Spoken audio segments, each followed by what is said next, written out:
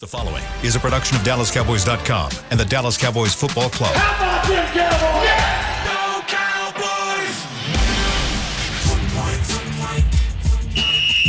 Let's go, baby! Are you ready for a break? Yes. Are you ready for a break? Absolutely. Ready for a break? Yeah, and so much for that. It's time for The Break on DallasCowboys.com We were on the break! with Ambar Garcia, Brian Broaddus, Patrick Walker, and Derek Eagleton.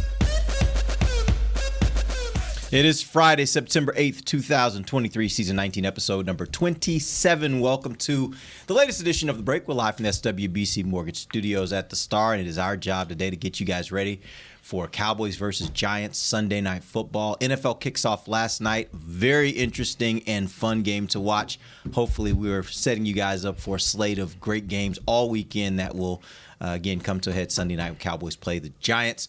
We're going to start the conversation today, though. First, talking a little bit about some injuries. Got a little more interesting here over the last couple days. A little bit. That injury report's starting to grow, and it's funny because this morning my wife was like, "We got any injuries like going into the game?" Now you gotta know my wife's a big fan, but she doesn't really keep as like she wants to know about Sunday. Like that's what she cares about.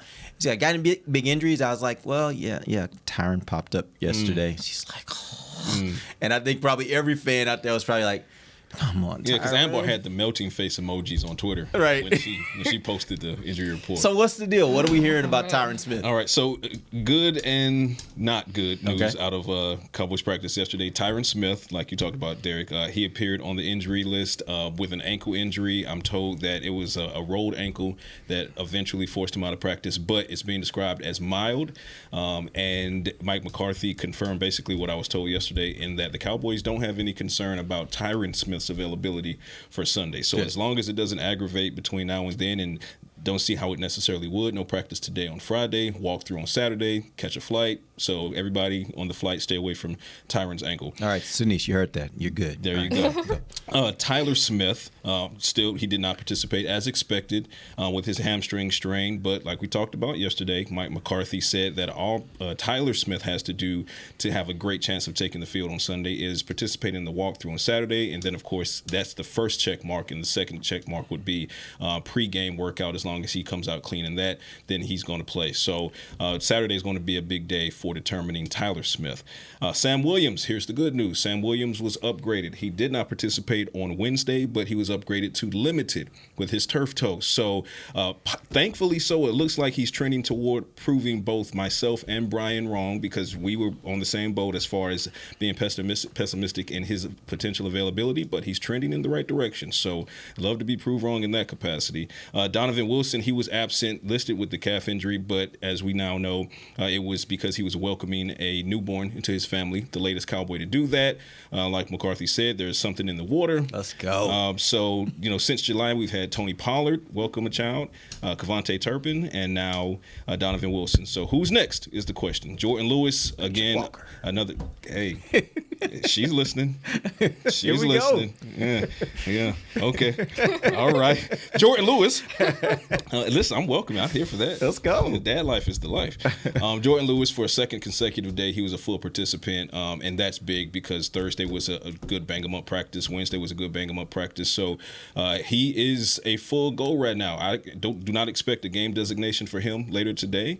And then the only question is for Jordan Lewis, how much of a snap count is he going to see? But it's starting to sound like he'd see a healthy amount. So Jordan Lewis way ahead of schedule. So not great news with Tyron being added. Sounds like he's going to play, though. Tyler, TBD. Sam, progressing, but still TBD. Donovan, TBD. Jordan, full go. I think Saturday's still a big day for a lot of guys. Yeah. I really do. And to me, it's, I like what we heard about Sam, but I still feel like that there's some work that they still have to do there. But hopefully that when they come in, everybody involved, they have a day, an opportunity today to get in the training room, get some treatment. Those trainers across the way do a hell of a job with their injuries, and they're never going to put anybody out there that's hurt. And that's something that they've always done. But I just think tomorrow is going to be a tremendous day when you guys show up at the airport there to get on that airplane, flight? you're going to look up and you're going to say, okay, this guy's moving around pretty good. Maybe this guy's not moving around as pretty good. You guys will have the first-hand information there for sure. Yeah. But I just don't think they're completely out of the woods. I think the Tyron Smith thing is positive. The other ones, though, I'm if you're a Cowboy fan, whatever God you pray to, go for it, because you're gonna need these guys to play. How concerned are you guys that if Tyler Smith can't play? How concerned are we as we've progressed through the week? We've thought about this all week, like what they could possibly do. How concerned are you? I haven't seen Udoka play well. That's my concern. If I had seen Udoka, and a lot of his work that I saw was him playing tackle, and it wasn't just Micah Parsons beating up on him. It was the young guy, Isaiah Land, people, guys getting opportunities and stuff like that. So, if I felt a little bit better about the situation, I personally feel better about TJ Bass than I do, because I saw TJ Bass against, when he opened the games or when he started games or involved, there was probably still some starters in for other teams. Maybe he got work against someone's really good twos. So I saw him with positivity there. And in this game, I think you're going to have to be physical inside. I don't, you got to be able to move, but you got to be able to be physical. And I didn't see that as a combination with Udoka. I understand what the coaches are doing. They're going to go with guys that they think have been there before. But I'm also, my eyes are telling me that TJ Bass didn't do a bad job of the opportunities that he got. That's my positivity for TJ Bass. My negativity with Udoka, because I just didn't see it with my own eyes. Mm-hmm. Well, y'all know me, and I'm already freaking out. I don't care. If you're an O-lineman, a starter, and I see your name for whatever reason, could be a thumb, could be a busted lip, and you're popping up on the injury report, I'm already freaking out. But at the same time, I'm trying to stay calm and give them the benefit of the doubt, just because of what we talked about a couple of days ago. Mm-hmm. Terrence Steele, what we saw in him when he started. Right. And us thinking one way, like, okay, this is not working out, and them keeping the faith and maintaining him, and clearly was successful, and they made the right choice in him. So I'm trying to, when it comes to linemen, maybe they have a vision, maybe they trust some of these guys a lot more. I mean, clearly they're still here. Mm-hmm. But I'm trying to not start freaking out week one. This weekend is the first game, but it is concerning. And when you talk about the high expectations for Dak Prescott and what he may be able to do this year, and trying to better up his game and the running game with Tony Pollard, trying to figure out if he can be that number one running back for you.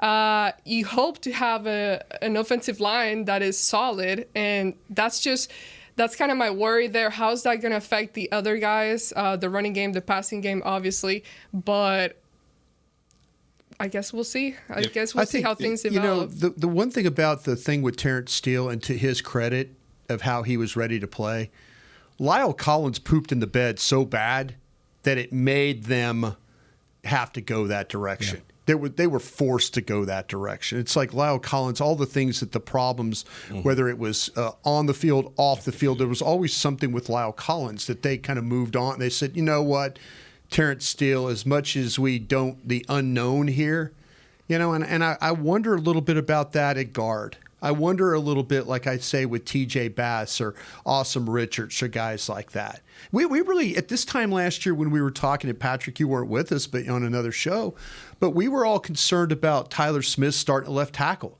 We were all like, we'd seen him practice all year, but if you followed the draft show and things like that on our platforms here, you knew that he could play tackle. You knew he was capable of doing that.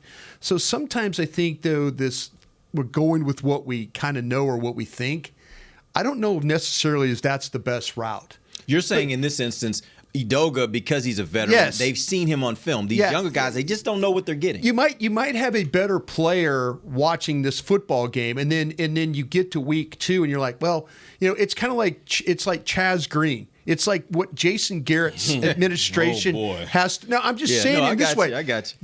They are, Chaz Green showed him something, and I think the week before in San Francisco wasn't terrible, but then completely fell apart against Atlanta. And but sometimes you have to put somebody out there to figure it out. But I just feel like though that if you go with a guy because you think. You go with a guy because sometimes your eye test will tell you that, man, this guy wasn't terrible. TJ Bass went from being like a third to like being like getting reps with the ones. He proved that he could.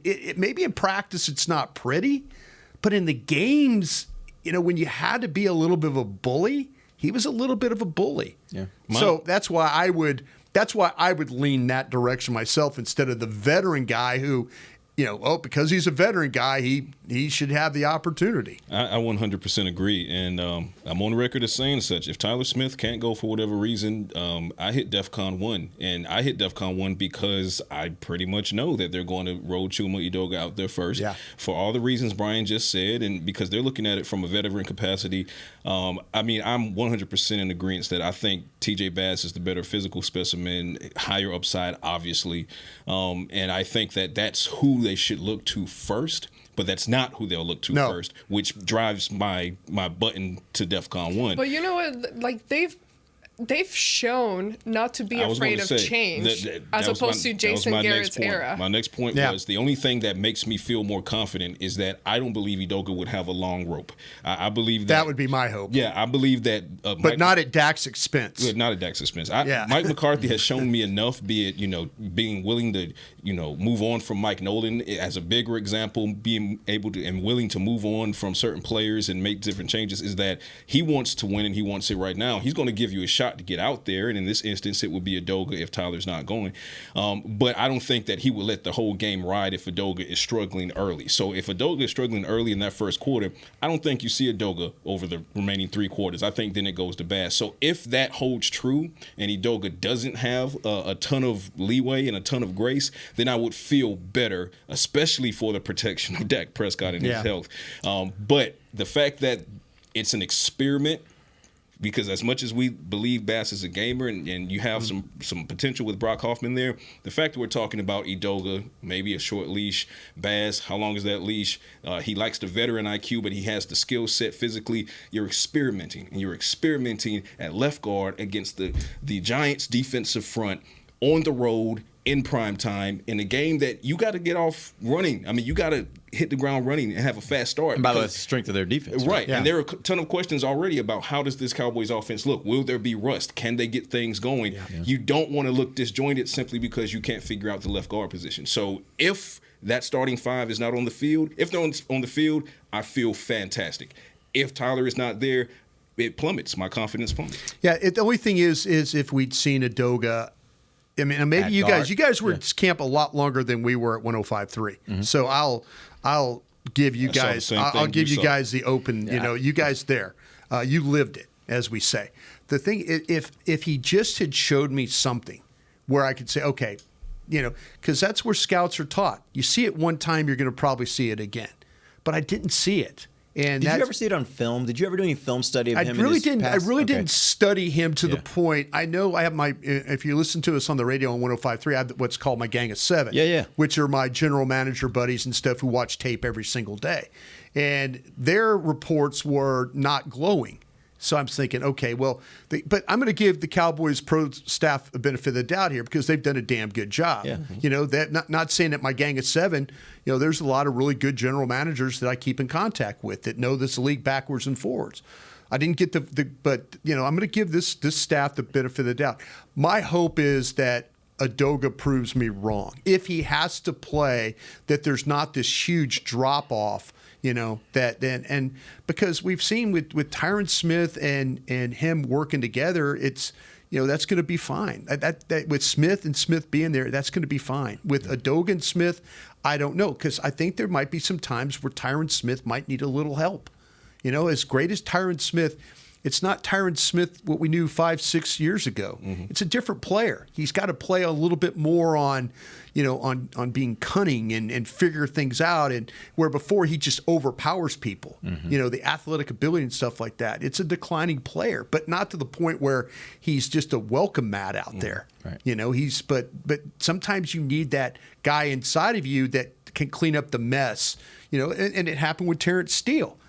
Having Zach Martin inside with Terrence Steele helped Terrence Steele develop who he is, because Zach was there to kind of clean up the mess every once in a while. I feel like Udoka, and I will say this, being there for the totality of training camp, if you look at the entirety of Udoka's work at training camp, it was not confidence building. Yeah. Like, it didn't build confidence in what you would like to see as someone who'd have to step in potentially due to injury and immediately make an impact. Now, from a film standpoint, he's shown signs over the course of his career that he can do it.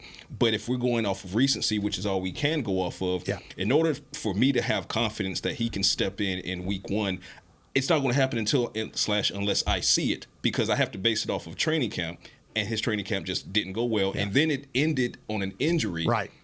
So he didn't even complete training camp, and then now suddenly here's, again, bright lights week one against the New York Giants on the road. Yeah.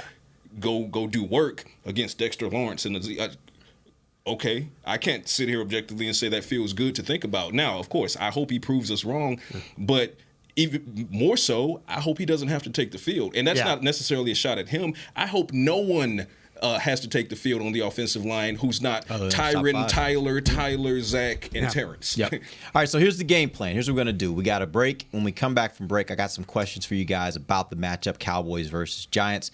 In the third segment, though, we got a new segment here we're rolling out with Miss AG over here. She has some stuff for us in the third segment. And, of course, as we do every Friday on the break, for those that weren't with us last year, we'll do some picks and get some ideas from these guys on what we think will happen in this weekend's game. We'll be back. DallasCowboys.com radio. Todd thought it would be secure to jog in the cheetah savanna. Todd believed the big cat repellent he bought online was reliable. And now, Todd is trying to be faster than this cheetah that can run 80 miles per hour. But the good news is, Todd has AT&T 5G that is fast, reliable, and secure. And he learned the best thing to do is stop running and toss her the backpack with the beef stew. AT&T 5G. Fast, reliable, secure. It's not complicated. 5G requires compatible plan and device. 5G may not be available in your area. See att.com/5G for you for details. Cowboys fans, after that move, we've just coined the term Rowdy Replay. Let's roll back the tape. Okay, there's our mascot Rowdy cheering on the boys. And now he's on his phone, on his Bank of America mobile banking app? Staying on top of his finances with his virtual financial assistant, Erica. Bank of America's digital tools are so impressive. Cowboys fans just can't stop banking. Learn more at bankofamerica.com/can't-stop-banking. Erica is only available in the English language. You must download the latest version of the mobile banking app, only available on select mobile devices. Message and data rates may apply. Member FDIC. Welcome back into Dear Doctor, the show where I answer life's questions with an ice-cold can of Dr. Pepper. Sheila, let's hear from our next caller, would you? Dear Doctor, my friend supported me during a tough time, but what's the right gift that says, thanks for being a shoulder to cry on? Okay, this one's easy. I say give her a delicious Dr. Pepper. Nothing says, thanks, girl, better than a one-of-a-kind soda. Yes, any Dr. Pepper flavor will do. Now, just a reminder that I don't need to be a real doctor to know that Dr. Pepper is the one you deserve. They say champions are remembered, but legends are never forgotten. United Ag and Turf offers a winning lineup of John Deere equipment built to tackle any challenge on and off the field. Legendary John Deere tractors, combines, residential mowers, commercial mowers, compact construction equipment, Gator utility vehicles, and a full line of golf and sports turf equipment. United Ag and Turf, the official Ag and Turf equipment supplier of the Dallas Cowboys. Visit UnitedAgAndTurf.com to find a location near you. Back to the break. Rally Days presented by SeatGeek give NFL fans an experience of a lifetime. The day prior to the Dallas Cowboys home games on September 16th, enjoy activities at Miller Lite House. And get a behind-the-scenes tour of AT&T Stadium and more. Visit attstadium.com/rallydays for more information and to get your tickets today. Welcome back. It is the second segment of the break presented by blockchain.com. Ding. All right, good. Here's what we're going to do. Yeah. So I have some questions for you guys. These are all questions regarding the matchup between Cowboys versus Giants. Let's start first with a topic that I know AG is going to roll her eyes at. Weather conditions this week are not expected to be great. It's supposed to be rain, maybe a little thunder and lightning. Fun. Maybe a delay. Right. Maybe a little delay. Getting home at 6 a.m. Love that. We're already getting back at 4. Maybe it is 6. Who knows? Yeah. How much do the weather conditions complicate things based on what you expect to see from Dallas offensively, defensively, special teams? What do you expect the rain could bring for them? I think, obviously, whenever you have inclement weather, it's going to impact the passing offense of whichever team is on the field, both teams that are on the field. So I do think that it'll impact it just by default. But when you talk about what we're expecting to see from this quote-unquote Texas Coast offense, which are a lot of, get the ball out quickly, hit your targets, let them do damage in space, I think advantage Cowboys in that capacity because, if you're a would-be tackler and you're trying to get a hand on Tony Pollard in space or Deuce Vaughn in space or Brandon Cook, CeeDee Lamb in space, and it's raining, well, good luck. Because it's difficult to do that when it's dry outside. I don't think it's going to entirely change their thought process as far as saying, okay, let's default back to 5-6 years ago and just hand it off 30 times to Tony Pollard and Rico Dowdle. I don't think it's going to go that far. I just think it's something to account for. But the Cowboys, because of how I believe they're going to scheme this game, I don't think they're going to have too much of a negative impact from the rain, if it rains at all. Who do you think has the advantage running the football? In the rain or the drought? In the rain. Is Tyler playing? Well, I'm just saying, who do you think? Okay, what if it's dry? Who has the advantage running the football? See, that's what I'm saying. That is a tough one. That's a tough one because you're trying to determine. Saquon Barkley's 0-8, by the way, lifetime against the Cowboys. Yeah, and there's been times where he's been nicked up and hurt, but there's always that chance of explosiveness. There's always that chance of which offensive line, especially if your Cowboys line is compromised a little bit, you would probably say running the football might be a little bit difficult there. Yep. The Giants, they're not really great inside. They're 3 guys. Their right tackle's a little bit suspect. Somebody is going to have to run the ball in this game. And I think the thing that might give the Giants a little bit of an edge is their running quarterback. If in fact how they create, the read option stuff potentially. Are the Giants going to go back and have they studied the Cowboys enough where they watched Philadelphia neutralize Michael Parsons with some read option stuff? Yeah. Did we see that in the game plan? So if the weather turns bad, I think both teams could be a little bit in trouble just because of their offensive lines. But I think you'd have to give the Giants the nod at the lead back. And Pollard's nothing against Tony Pollard, but I think that you would have to say Saquon could be a different player for them. So I just wonder, though, if it does turn into one of those days where all of a sudden you guys are dealing with rain up there and somebody just loads it up. But the Cowboys, are they better equipped to play against a team that's going to try and run the ball? Yeah. I mean, if you look at where their defensive line, the linebackers are, the safeties, the way they play, whichever team comes out and has that ability to stay ahead of the chains by running the ball, probably will win this game. I'll challenge you a little bit on that. Tell me what Saquon Barkley does if you kind of start breaking down his game, what he does better than Tony Pollard. Because I look at him and I'm like, I think Tony Pollard can run between the tackles. Yeah. I think Tony Pollard is a play away from a big play. Right. I think he's great out in space. Yeah. So all the things that you look at Saquon Barkley and say, these are what he does. These are all things he does great. Yeah. I could say the same thing about Tony Pollard. Where do you see the difference? I don't know if I can hand the ball to Tony Pollard 30 times. Truth. In a game. We haven't seen it yet. Yeah, and that's what I'm saying. And maybe Saquon Barkley might be the same thing. I just think when you start to talk about the physical makeup and size, you're absolutely right about the explosiveness, the quickness, the ability to take the ball to 25 and go to finish it for a 75-yard run. But if it turns into the conditions you are forced to have to run the ball down after down after down after down. Maybe the Giants could do it with one back. You have to do it with 2. Mm-hmm. Maybe that's the thing. How can Rico Dowdle play in this game? Maybe you even need to do it with 3. Yeah, maybe the Cowboys can't. Maybe they can't hand the ball consistently to Tony Pollard and say, okay, But it would be a feather in his cap all of a sudden if you hand him the ball 25 times and by the end of the game he's still showing that he's got a little juice left in his body. You know, it would be fun. It would be fun, and I've said this as far as scouting Deuce Vaughn before practices and OTAs and training camp. It would be absolutely fun, especially if it's raining. You hand the ball off to Deuce Vaughn on short yardage or something like that in the red zone, right up the gap, because he's going to teleport to the second level because it's hard to find him. And now in the rain, as difficult as it is to get a hand on him, now he's basically like a oiled dolphin. Right. So that would be fun in and of itself. But to Brian's point, as far as the mobility of Daniel Jones, granted, Dak Prescott hasn't ever unleashed in his career the level of mobility that I believe that he has. I've still not seen the Mississippi State Dak, but he has the ability to be mobile, so maybe that comes into play in this game. That's hopefully help. Yeah, because they started to kind of use it more and more now that he's has that much more time removed from his fractured ankle. He's more confident, so hopefully that comes into play in this game, particularly if it's inclement weather, but even if it's not, because if it's not and it's short yardage or you're in the red zone and you need to get create options and misdirection and you need to put the opposing defense on their heels trying to figure out what's going on. Okay, well, if they have to start respecting the fact that Dak could unleash an RPO, especially with the weapons that he has, it makes it that much more difficult for them to stop that RPO from happening if he chooses the quarterback keeper and runs it into the end zone. So I think this would be a perfect opportunity for the Cowboys to set the tone, because other teams are watching this film when it comes out, right? And if they have to start accounting for Dak Prescott's legs in addition to these offensive weapons, okay, now we're really cooking. Well, what concerns me, and we just got done talking about injuries in the first segment, is you talk about these guys that are like last minute call whether they're going to play or not. Having them play in rain, that's not ideal for anyone that's coming not up. 100%.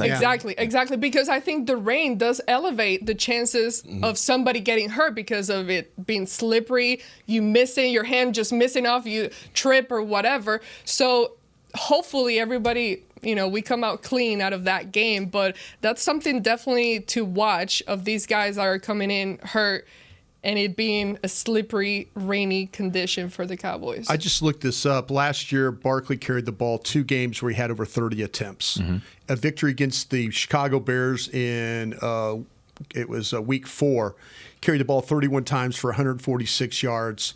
He had no touchdowns in the game, but it was a victory for the Giants. And then another game later in the year against the Texans, a 24-16 victory. He carried the ball 35 times for 152 yards.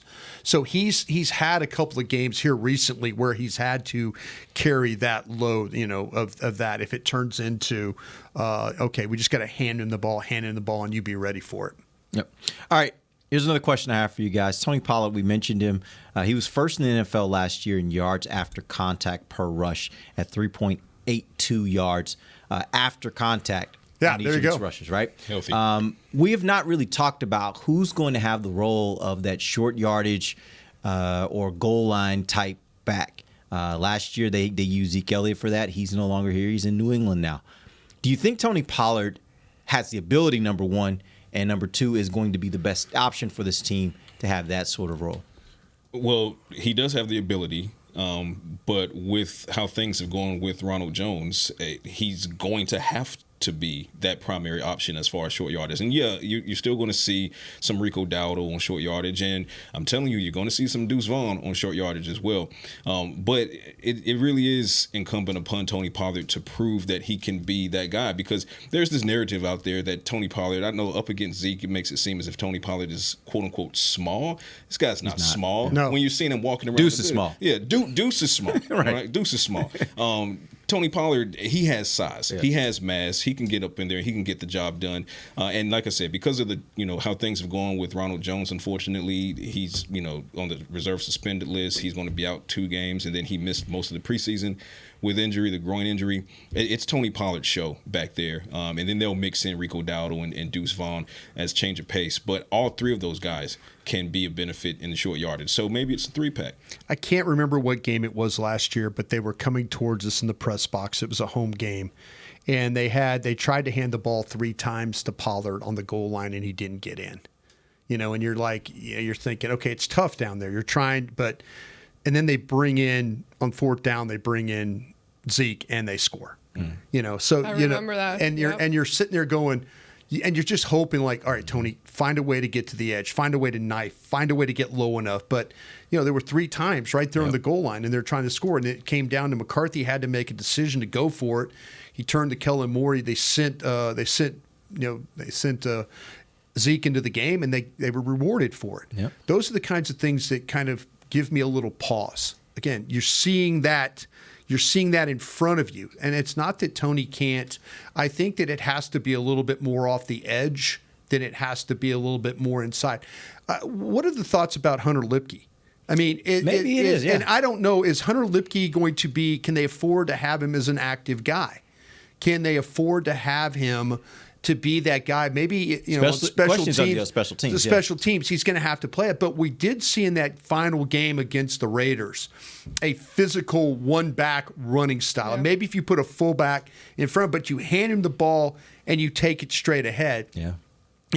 I think Rico Dowdle is capable of that too. Mm-hmm. But are you going to keep Hunter Lipke active if he's just okay on special teams and to be the short yardage guy? I have another idea. And hey, it's a copycat league, and if it's working, it's working. If it's short yardage, or you're trying to get 1 yard to get into the end zone or something like that, Dak, and then you tell Tony Pollard to push him. push. Yeah, push. Philly. Yeah, they ran it all last year. There's nothing you can do about it. There you go. And we all know Dak is an absolute unit. So that's an option for short yardage to get into the end zone as well. Push. Yeah. All right, we're going to take our final break. When we come back, it's time for AG. She's going to give us some pearls of wisdom. We'll do that in the final segment. This is DallasCowboys.com radio. Todd thought it would be secure to jog in the cheetah savanna. Todd believed the big cat repellent he bought online was reliable. And now, Todd is trying to be faster than this cheetah that can run 80 miles per hour. But the good news is, Todd has AT&T 5G that is fast, reliable, and secure. And he learned the best thing to do is stop running and toss her the backpack with the beef stew. AT&T 5G. Fast, reliable, secure. It's not complicated.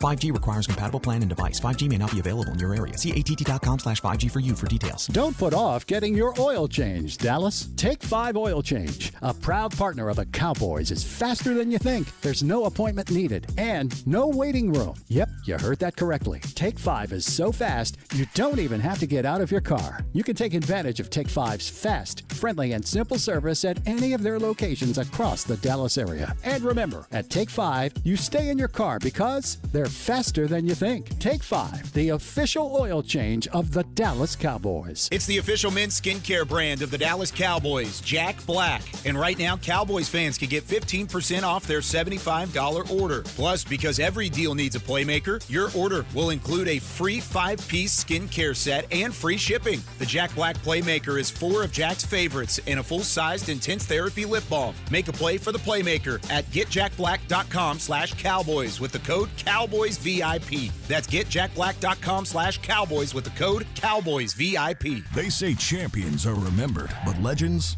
are never forgotten. United Ag and Turf offers a winning lineup of John Deere equipment built to tackle any challenge on and off the field.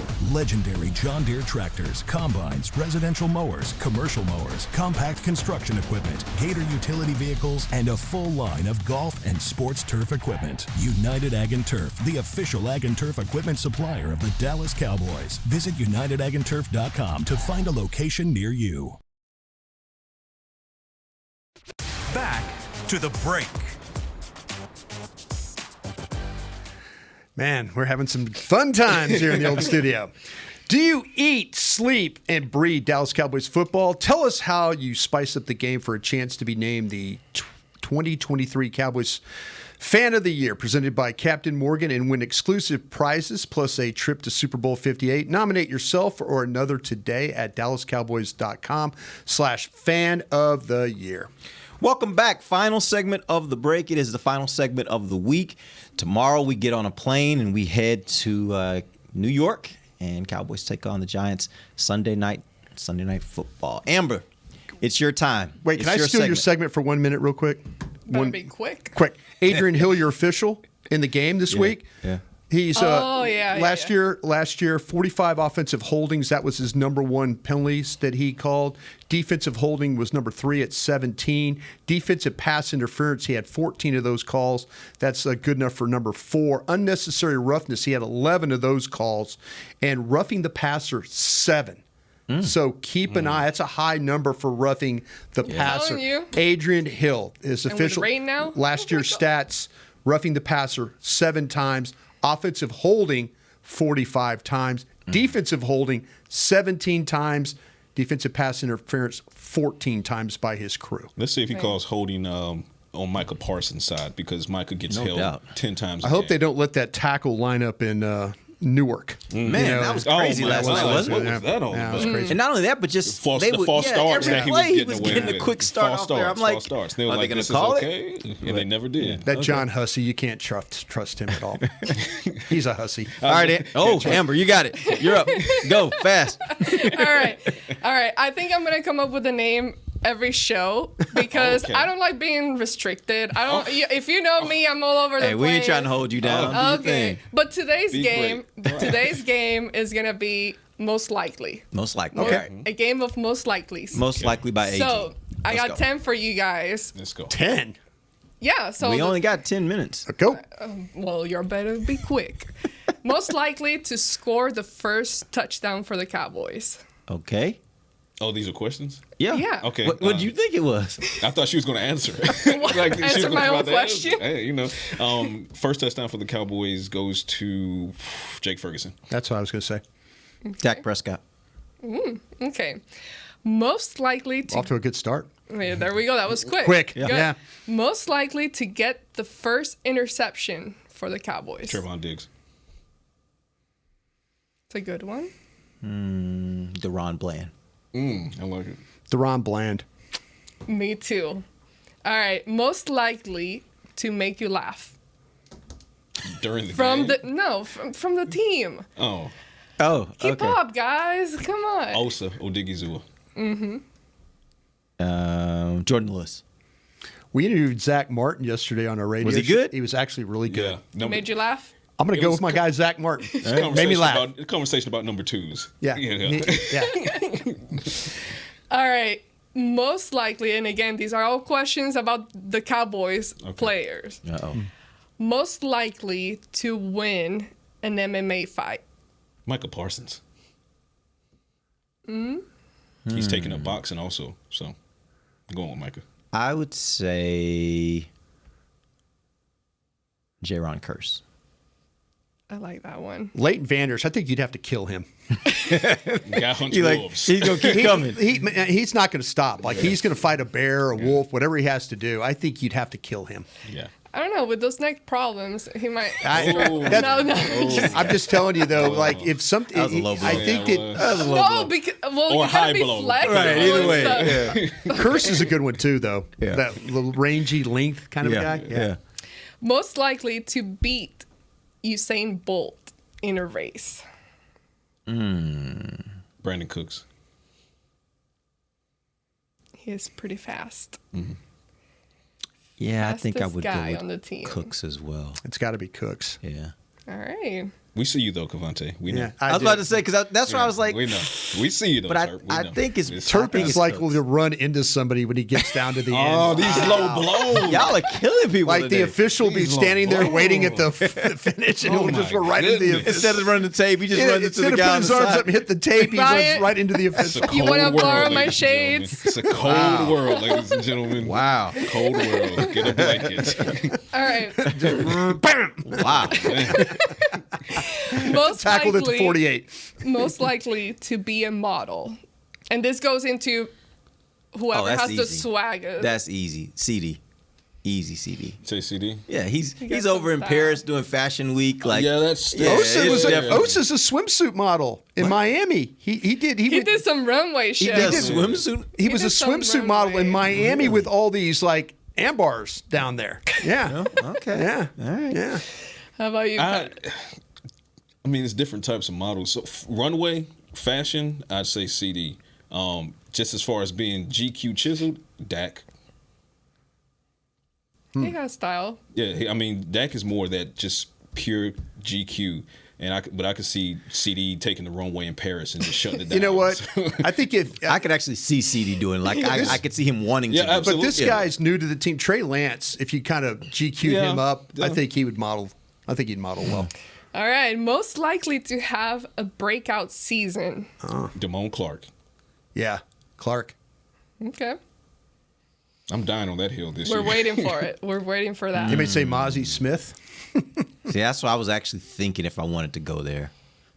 Yeah, I'm gonna take Mozzie. I'm gonna take Mozzie. There you go. I'll take Mozzie.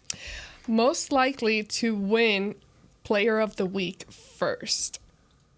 Offense or defense, doesn't matter. Let's go offense. Offense. All right.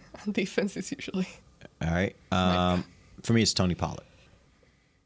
Okay. CeeDee Lamb going to chew him up. I'm going to go with Dak because he has too much to prove as far as shutting people up.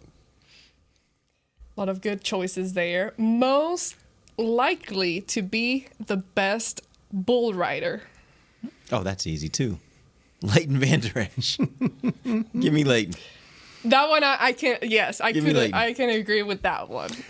Not in the MMA though. I kind of feel like that somewhere in this history, Donovan Wilson got on a bull somewhere at Texas A&M. That absolutely wouldn't shock me, though. I feel like that all of a wouldn't sudden shock me. somebody challenged him to say, you can't ride a bull. You can't stand a bull for 3 seconds. Because you know there were plenty around And at he A&M, said, yeah, I'm going to get on a bull and ride. I'm going to go with Donovan Wilson. Something tells me don't count Tony Pollard out of a bull riding What? contest. Yeah. I don't That's know an why. interesting one. For some reason, something tells me he just has that What energy. is where it telling says, you that?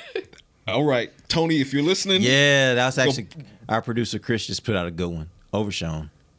Yeah. Yep. Born and raised in that- Arp, Texas. That's a good one. I'm gonna That's guess he fair. might have had some Yeah, experience fair. around. Well, now that you Hendershot, say that, maybe? I'm going Overshown now that you say Yeah, that. 'Cause I yeah. didn't think about that. Yeah, I'm going with the Rook. Hendershot. Hendershot seems like kind of a rodeo dude. I could kind of see that. Yeah. Well, Fergie, I mean, Wisconsin. Yeah. That's milking cows. Not riding them. That's not right. Actually, milking cow guy is Biotish. He does that. His family does that. Yeah. Yeah. He's around animals. They have a farm, don't they? Yeah. I interviewed That's him. pretty He's got a lot going on that farm. I think this one's pretty easy. It's not a most likely, but most competitive guy on the team. Michael Parsons. Jaron Curse. Dak. And those are all three really good ones. I actually think Mike is probably the most competitive, but I think J-Ron gives him a run. Those two are always jawing back and forth. We go in the locker room after games. They're always That's true. going And back I and don't forth. think any of those are the wrong answer. Yeah. I just think Mike is a maniac. He's just a freaking maniac. A sociopath, if you will. I think Curse is more vocal. Yeah. Micah is vocal too, but kind of in the a step behind. Mm-hmm. He takes it down a little notch, not at the level of You sure? Curse. And Because he gave Biotish that 2-piece. You sure he takes it down a notch? Micah's a sociopath. But you know who doesn't And I love say it. it as I love much? every freaking bit He of doesn't it. say it as much, but I think he's every bit more as competitive as those guys as Diggs. I think Diggs Oh, is yeah. extremely Oh, competitive. yeah. He just doesn't do it as in the same brash way like those guys do it. But he's extremely competitive. Lewis is super vocal too Yeah. when it comes to being competitive. It's No so doubt. you got a team full of dogs. You could really go down the list and start pointing at guys. Tank. Yeah, that's another good one. That's another one. Tank. So yeah, as it goes, and don't let Zach Martin's cool demeanor. Yeah. You probably can't be in the NFL and be a good player in the NFL without being extremely ultra competitive, right? Yeah, Like, but it's there are just- also it's levels just- to that. It's just No, I get it. I'm saying you can do levels there, but the least competitive guy in the NFL is probably so much more competitive than the average person. Absolutely. See, right? this is Had where to be to get there in the first. Right, that's my okay, point. this is where your Micah makes sense because I think Micah will try other sports. I think Micah would try it. He's like already boxing. Yeah, I think. Taking I up mean, boxing. like if you were playing cricket, I think he would stand there and try and hit a cricket ball if a guy bowled it at He him. wants you to know? and would be really upset if he didn't do it well. Well, but look at the home run derby Pickleball. thing. Yeah. Who always happens at the home run derby? Those guys, you see the competitive side of those guys. It's for charity, but you see them not wanting to be the guy that's missing the ball or not hitting it over the fence. Everybody will in that locker room will tell you, no matter what it is you're playing Micah in, he's the same maniac. It could be table tennis, it could be pickleball, football, basketball, boxing. It doesn't matter. It could be sitting there trying to shoot balled up paper into a basket, a receptacle, and he's just the same maniac all the time, and I freaking love it. Yep. All right, here's what we're going to do. We got to get some picks here. We got about a minute to do it. We're going to go around the table. Tell me who you think is going to win this game and the final score. We'll start with you, Brian. The Cowboys will win this one. It's going to be close. I think it's a 26-24 game. I think it's going to come down to Dallas having to take the ball in the last series, not to go score, but to get into a 4-minute offense to protect this thing. And I think this is where we'll see with Mike McCarthy, this offensive line, what kind of shape they're in. But we're going to see them have to protect the lead in the last 4 minutes of the game. Dallas 26, Giants 24. I would have had it as a little bit of a higher score if not for the forecast of rain. Mm-hmm. So because forecast of rain, I'm almost right there with Brian. I got 27-23. The Cowboys take this. I got them hitting that 27 mark that I talked about in Lab Coat. And yes, Jones and Saquon, they'll make some plays, but close one, 4 points for the Cowboys, and they go 1-0. I have mine 27-21. And a couple of days ago, I had it to like them scoring 35 points, but because of the rain, changing my mind on that. But despite everything, I do think the Cowboys come back home with a win. All right, and I think the Cowboys will also win. I think this is going to be the beginning of us looking at this defense in a different light. I think they're going to hold Giants to only 13 points. I think it'll be a 24-13 win for the Cowboys. Cowboys offense won't have to score 27 points. Not that they couldn't, but I think this will be one of those games where I think their defense will show up big. And I could even see in the first half them shutting them out. Like, I think this defense is primed to have an outstanding season, and this will be the start of that. I think they're ready to go this game. I think they're going to really show some folks around the country that this defense is going to be serious. Sounds like you read the Science Lab this week. Did you read Science Lab this week? I kind of looked at it, but it was saying things that I was already thinking, and I was like, man, no, I was just saying, me and this dude, we kind of are thinking alike. We're thinking alike, but I do think this defense is about to have a great season. I really do. All right, appreciate you guys joining us. Back on Monday, we'll tell you what went right and wrong for the Cowboys. Till then, for Brian Broaddus, Patrick Walker, Amber Garcia, I'm Derek Eagleson. This has been The Break, live on DallasCowboys.com radio. This has been a production of DallasCowboys.com and the Dallas Cowboys Football Club. How about this,